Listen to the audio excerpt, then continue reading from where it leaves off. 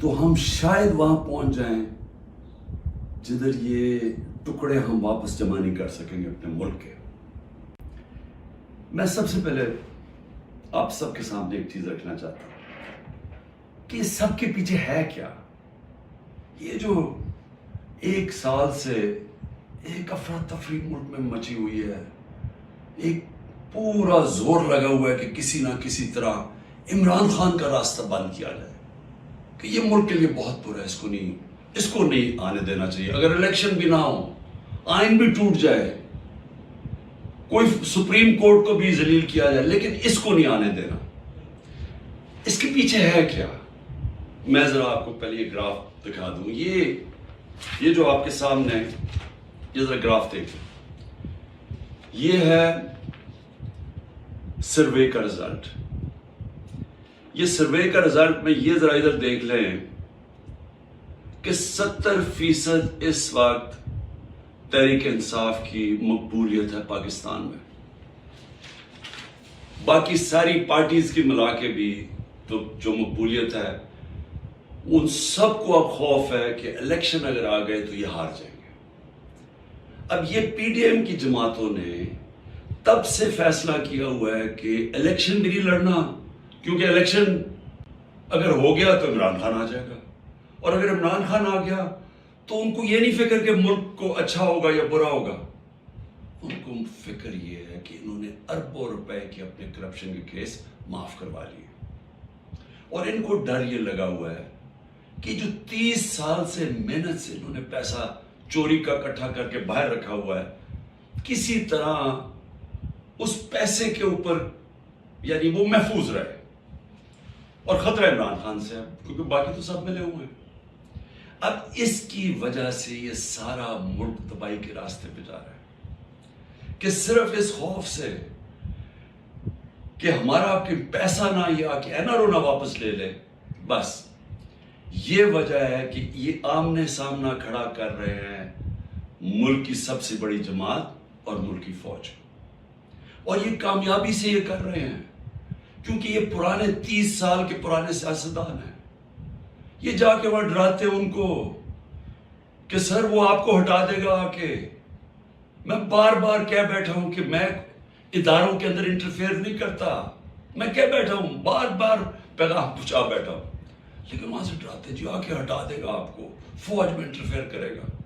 اگر انٹرفیئر کرنا ہوتا، جب مجھے پتا تھا کہ پچھلا آرمی چیف میرے خلاف سازش کر رہا تھا، آخری مہینوں میں مجھے آئی بی کی ساری رپورٹ تھی، تب میں اسے ہٹا دیتا، کیونکہ میں نہیں چاہتا تھا کہ ایک ادارہ جو کہ بچا ہوا ہے، باقی اداروں کو تو انٹرفیئر کر کے ہم نے تباہ کر دیا ہے، میں یہ نہیں چاہتا تھا وہ تباہ۔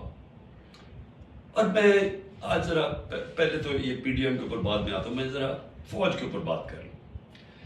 دیکھیں، میں نے ساری دنیا میں اپنی فوج کا کیوں دفاع کیا؟ کیونکہ میرا تو انٹرنیشنل تھا، میری تو آواز باہر جاتی تھی، جب بھی کچھ ہوتا تھا، خاص طور پہ وار آن ٹیرر میں، تو جب پاکستانی فوج کو دوگلا کہا جاتا تھا، برا بھلا کہا جاتا تھا، تو میں ایس نون فیس تھا، تو مجھے یہ C N N, B B C کتنے میرے انٹرویوز کیے، آپ میرے سارے باہر انٹرویوز سنے۔ جس طرح میں نے اپنی فوج کا دفاع کیا، اس کو ڈیفینڈ کیا، مجھے ایک اور پاکستانی بتائیں جس نے انٹرنیشنل میڈیا پہ کیا۔ یہاں تو خیر ہم کہیں یہاں تو کوئی مسئلہ نہیں ہے، باہر جدھر پوری ایک باہر کی لابیز بیٹھی ہوئی ہیں جو چاہتے ہیں کہ پاکستان کی فوج کمزور ہو، انہوں نے پوری کیمپین چلائی ہوئی تھی۔ تو مجھے یہ فخر اس لیے ہے کہ میں نے اس لیے نہیں کیا کہ مجھے کوئی فوج نے کوئی چیز دے دینی تھی، میں نے اس لیے کیا کہ میں ایک آزاد آدمی ہوں، میں غلامی کبھی کسی کی قبول نہیں کی۔ مجھے جتنی مجھے دعوتیں تھیں کہ باہر رہ لو، جتنے میرے کنیکشنز تھے، جتنا مجھے عزت ملتی تھی، برطانیہ کی میں بات کر رہا ہوں، میں نے تو کبھی نہیں سوچا کہ میں اپنے ملک کے علاوہ کہیں رہ سکتا۔ میں ہمیشہ اس چیز کا جب بڑا ہو رہا تھا چاہتا تھا کہ کبھی ہم وہ غلامی نہ کریں جو میرے ماں باپ کی، ہمارے بڑوں نے کی تھی، انگریز کی غلامی۔ یہ میرے بچپن میں میرے سے تھا، میں نے کبھی کسی کی غلامی نہیں کی، لا الہ الا اللہ کسی انسان کے سامنے میں نہیں آج تک جھکا. تو میں سمجھتا تھا کہ کسی اور باہر کے ملک میں رہنا، میں جو مرضی کر لوں، میں سیکنڈ کلاس سٹیزن ہوں، وہ میرا ملک تو نہیں ہے. میرا ہمیشہ یہی تھا کہ میں پاکستان پولیٹکس میں بھی آیا. جس آدمی کو ضرورت ہی نہیں تھی پولیٹکس، اللہ نے سب کچھ دے چکا تھا. کون مجھے ایک آدمی بتائیں جس کو سب کچھ ہو، وہ اپنی زندگی کے 22 سال لگاتا ہے کسی چیز پہ، قربانیاں دیتا ہے، یعنی اپنی فیملی کی. کون آدمی کرتا ہے؟ کیونکہ میرا اور کوئی گھر نہیں تھا. میں نے کبھی نہیں سوچا پاکستان کے علاوہ کہیں رہنا. تو اس لیے میں ہمیشہ یہ ذہن میں ڈال کے بیٹھا تھا کہ اگر ہماری فوج مضبوط نہ ہو، اور میری سٹیٹمنٹ سن لیں، میں پرائم منسٹر تھا، میں نے کہا کہ اگر فوج کمزور ہوئی تو ہمارا وہی حال ہوگا جو مسلمان ملکوں کا ہے.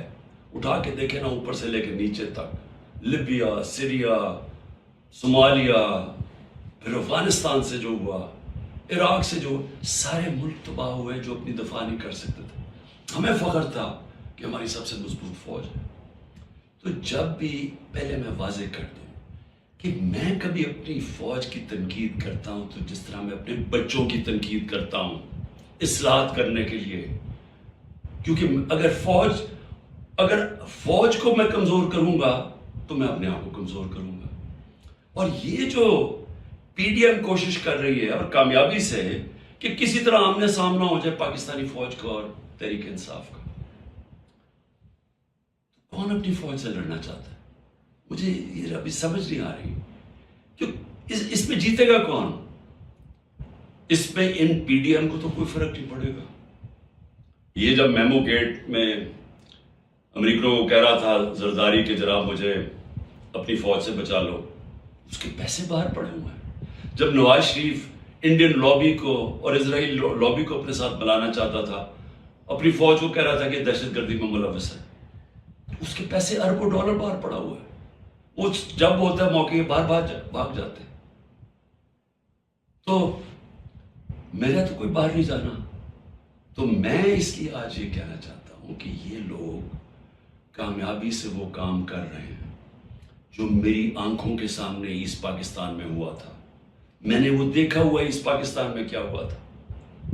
سب سے بڑی پارٹی تھی، مجھے برحال الیکشن جیت گیا، فوج نے الیکشن کروایا، اور صاف اور شفاف ترین پاکستان کی تاریخ کا الیکشن تھا. کس نے تسلیم نہیں کیا؟ اس میں کوئی شک نہیں کہ فوجی لیڈرشپ کی قصور تھا. لیکن وہ آدمی جو چاہتا تھا کہ میں پرائم منسٹر بن جاؤں، اس کا بہت بڑا ہاتھ تھا. وہ کہتا کہ میں مانتا ہوں مجھب الرحمان کو، پاکستان نہ ٹوٹتا.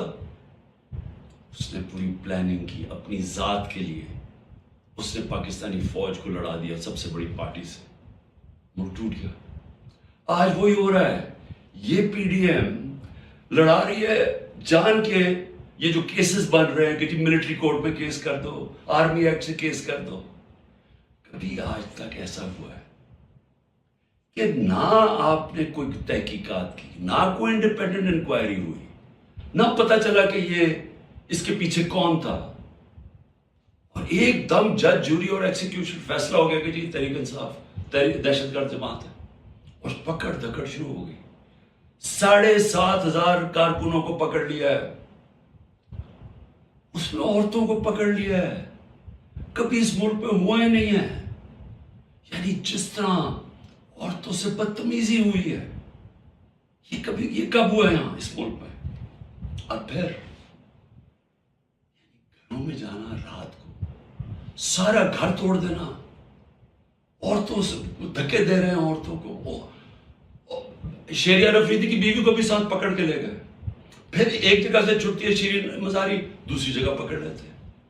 یعنی یہ کیا ہو رہا ہے؟ یہ تو اپنے ملک میں نفرتیں پھیلائی جا رہی ہیں. یہ تو جان کی ایسے مجھے لگ رہا ہے کہ میں ایک خواب دیکھ رہا ہوں، گھنونا خواب، جس کے اندر ایک ملک کی تباہی دیکھ رہا ہوں سامنے. کون سا ملک اجازت دیتا ہے اپنی اس طرح کی تباہی کرنے کے لیے صرف ان چوروں کی خاطر؟ میں آج رائے پوچھنا چاہتا ہوں، مجھے یہ بتائیں، تحریک انصاف 27 سال سے ہے.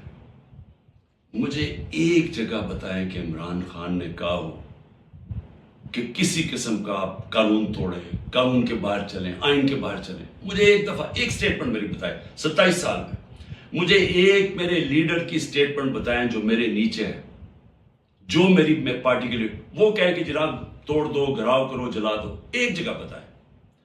مجھے یہ بتائیں کہ جب 25 مئی کو, اچھا اس سے پہلے چلیں, 9 نومبر کو مجھے 9 اپریل کو مجھے نکالا پچھلے سال, 10 اپریل کو لاکھوں لوگ سڑکوں کے اوپر نکلے. کسی نے کوئی کچھ کیا؟ کس نے کوئی جلایا گرایا کچھ کیا؟ سب کو پتا تھا کس نے نکالا ہے. کچھ ہوا. اس کے بعد 25 مئی کو ہم ایک پرامن مارچ کر رہے ہیں, جو 3 لانگ مارچز انہوں نے میرے خلاف کی تھی. ہم نے ان کے خلاف ایک FIR رجسٹر کی. گھروں میں گھس کے انہوں نے لوگوں کو پکڑا. وہ پہلی دفعہ شروع ہوا جو انہوں نے 3 بجے لوگوں کے گھروں میں پکڑ کے لوگوں کو مارا داڑا. اور پولیس سے پوچھے, وہ کہ جی نامعلوم افراد سے پیچھے سے حکم ہے. جب پولیس سے کہ وہ جی پیچھے سے ہمیں حکم ہے. ہمیں تشدد کیا گیا. جب 26 کی صبح کو میں پہنچا تو میں نے جب دیکھا کیا حالات ہیں, میں نے کینسل کر دیا دھرنا, کیونکہ مجھے پتا تھا کہ انتشار ہوگا. 26 نومبر 4 لاکھ لوگ پنڈی میں جمع ہوئے. میں کہہ سکتا تھا کہ ہاں ہم اسلام آباد کی طرف جائیں گے. مجھے تب پتا تھا کہ انتشار ہوگا. لوگ مایوس ہوئے, مجھے برا بھلا کہا, میں نے کینسل کر دیا. 8 مارچ الیکشن ریلی نکال رہے ہیں, الیکشن اناؤنس ہو گیا ہے, پرمیشن مل گئی ہے پولیس سے, ریلیز آ رہی ہیں. ایک دم ساری جگہ police, water cannons, tear gassing. میں گھر میں انتظار کروں ریلیز کی تو پتا چلا, ایک دم پتا چلا, اچھا ٹی وی پہ بلیک آؤٹ کر دیا. ایک تو ہمیں میڈیا سے باہر نکال دیا. سب سے بڑی پارٹی کو میڈیا کے اندر بلیک آؤٹ کیا ہوا ہے, تو مجھے پتا ہی نہیں کہ میں ٹی وی دیکھ رہا ہوں, مجھے پتا ہی نہیں. مجھے پتا چلتا ہے کہ وہ ٹیئر گیس. اسی وقت میں کینسل کرتا ہوں اپنی ریلی. میں کہتا ہوں آج نہیں کریں گے. اگلے دن اپلائی کرتے ہیں کیونکہ الیکشن ہو گیا, اجازت نہیں ملتی, ریلی نہیں کرتا. اس سے اگلے دن جب اجازت ملتی ہے ریلی کرتا. اور اس کے اندر 8 ضلع شاہ کا قتل کیا, لوگوں کو مارا, بازو ٹوٹے, کچھ کیا, ایک انلیگل ایکٹ کیا. پھر میرے گھر پہنچ گئے 14 مارچ کو میرے گھر پہنچ گئے. جی آپ نے وہاں پہنچنا ہے, وہاں عدالت میں اسلام آباد. میں شورٹی بانڈ دے دیتا ہوں, نہیں کرتے. 24 گھنٹے میرے گھر پہ حملہ ہوتا ہے, کسی پولیٹیکل لیڈر پہ ہوا. اس کے بعد میں نے کہا کہ جلا دو, گرا دو. کوئی میں نے کہا کہ اٹیک کرو گورنمنٹ بلڈنگز کو, رینجرز بھی تھے, فوج کو, کہیں میں نے کہا. اس کے بعد 18 کو میں جاتا ہوں. جب میں ادھر جاتا ہوں میرے گھر پہ حملہ, بتر بند گاڑی دروازہ توڑ کے میرا گھر لوٹ لیتے ہیں. میری بیوی بیچاری اکیلی ہوتی ہے. اس کے بعد میں نے کہا کہ اٹیک کرو ان کو, پکڑو ان کو, ان کے خلاف کرو, جلاؤ. پھر جب میرے اوپر پورا مجھے قتل کرنے کی سازش ہوتی ہے وہاں جوڈیشل کمپلیکس میں, اللہ نے پتہ نہیں مجھے کیسے بچایا. تو جب میں وہاں سے بچتا ہوں, کیا تب میں کہتا ہوں کہ ان سے بدلہ لو, کچھ کرو, کیونکہ اندر تو سارے رینجرز تھے, نامعلوم افراد تھے اندر اس کے, مجھے تو پتا تھا کون. کیا میں کوئی سٹیٹمنٹ دیتا ہوں کہ اٹیک کرو ان کو؟ میں سمجھنے کی کوشش کر رہا ہوں کہ جب یہ مجھے پکڑتے ہیں وہاں سے, میں صبح 9 مئی کو جانے سے پہلے کہتا ہوں کہ اگر وارنٹ ہے تو میں تیار ہوں ریسٹ دینے کے لیے. میری سٹیٹمنٹ ہے. اور میں نے کہا کہ اس کے کانسیکوینسز ہو سکتے ہیں اگر آپ نے مجھے اس طرح اٹھایا, آپ کو تیار ہونا چاہیے. تو مجھے اس دن پتا تھا انہوں نے کچھ کرنا. آرام سے پکڑ لیتے, پولیس سے پکڑوا دیتے.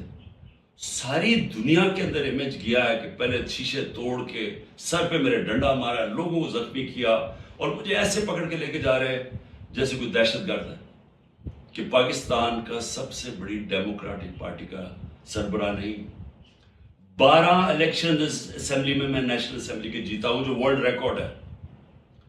ایسے لے کے جا رہے ہیں جیسے میں نے کوئی جرم, میں کوئی دہشت گرد ہوں. اب اس کے جو امیجز تھے اس کا رد عمل آنا تھا. اور یہاں میں کہنا چاہتا ہوں کہ یہ پوری سازش ہوئی ہے. انہوں نے بڑی پلاننگ کے تحت کیا.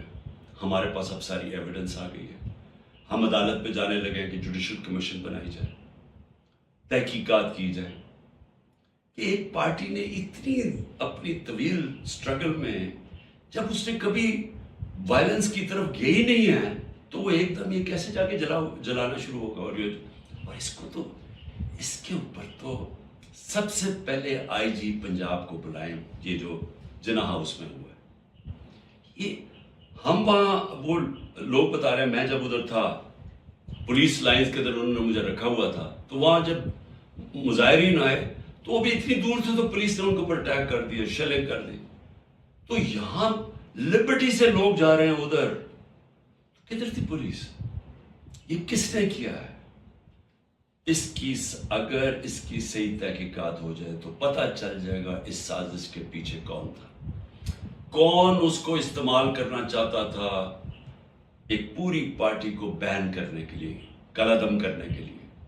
یہ جو 7,000 7,500 لوگوں کو جیلوں میں ڈالا ہے، یہ پہلے سے پری پلان تھا. اس کو بہانہ مار کے تو ساری پارٹی کو جیل میں ڈالنا تھا. اور پھر یہ جو لوگوں کو کہا جا رہا ہے کہ جی اب پارٹی چھوڑ دے، یہ جو اناؤنسمنٹس ہیں، مجھے یہ سمجھ نہیں آ رہی کہ کیا جو یہ کر رہے ہیں ان کو سمجھ آ رہی ہے کہ یہ پاکستان کدھر جا رہا ہے. کیونکہ پی ڈی ایم تو چاہتی ہے یہ، وہ جو لندن میں بیٹھا ہوا ہے اس کو کوئی فرق نہیں پڑا کہ ملک کا ادارے جائیں، آئین جائے، ملک کی فوج بدنام ہو، اس کو کوئی فرق نہیں پڑا کیونکہ اس نے خود فوج بڑی بدنام کی ہوئی ہے پہلے. اس کو نہیں فرق پڑا. فرق ہم سب کو پڑ رہا ہے. یہ جن کا جینا مرنا ہے پاکستان میں، خوف ہمیں آ رہا ہے اس چیز کا. اور یہ مجھے افسوس سے کہنا پڑتا ہے کہ اس کے اندر اگر کوئی یہ سمجھ رہا ہے کہ یہ اسٹریٹجی سے کوئی سب سے بڑی پارٹی ختم ہو جائے گی، وہ پارٹی اس لیے نہیں ختم ہو سکتی. ذرا پھر سے یہ دیکھ لیں، جس پارٹی کے پاس 70% اس کی مقبولیت ہو ملک میں، آپ اس کو ختم نہیں کر سکتے. لوگ بھی چھوڑ دیں، لوگوں کو جو بھی کہیں ان کو چھڑوا بھی دیں کہ جی ہم نہیں جا رہے، پریشر ڈال کے، اس سے پارٹی نہیں ختم ہونے لگی. پارٹی کا ٹکٹ پھر بھی جیتے گا. یہ جو راستہ ہے یہ تو پاکستان کی تباہی ہے. اور صرف یہ جو باقی پی ڈی ایم جو ریلو کٹے ہیں، جن کا نہ ووٹ بینک ہے نہ کچھ ہے، جو مزے لے رہے ہیں اقتدار کے، یہ صرف یہ کی کوشش یہ ہے کہ فوج کو پاکستان کی سب سے بڑی پارٹی سے لڑایا جائے. یہ ہے سازش. سو میری آپ سے ریکویسٹ ہے، میرے اپنے پاکستانیوں سے، کہ دیکھیں یہ وقت ہے کہ ہم سب جاگیں کہ کیا ہو رہا ہے. یہ جو خوف اور ہراسہ پھیلایا جا رہا ہے، اس کا صرف ایک ہی مقصد ہے کہ لوگ چپ کر کے بیٹھ جائیں. یہ جو عورتوں سے کر رہے ہیں، یعنی میں پھر سے یہ کہنا چاہتا ہوں کہ مجھے تو ابھی سمجھ نہیں آ رہی کہ یہ ہم کون سی دنیا میں ہیں. ہمارے ملک، ہماری جو دین ہے، ہماری تو روایتیں، چادر اور چار دیواری، میں نے تو کبھی ایسا نہیں دیکھا. مجھے صرف ایک ہی چیز سمجھ آ رہی ہے کہ یہ کوئی خوف پیدا کرنا چاہ رہے ہیں. اور مجھے ڈر یہ ہے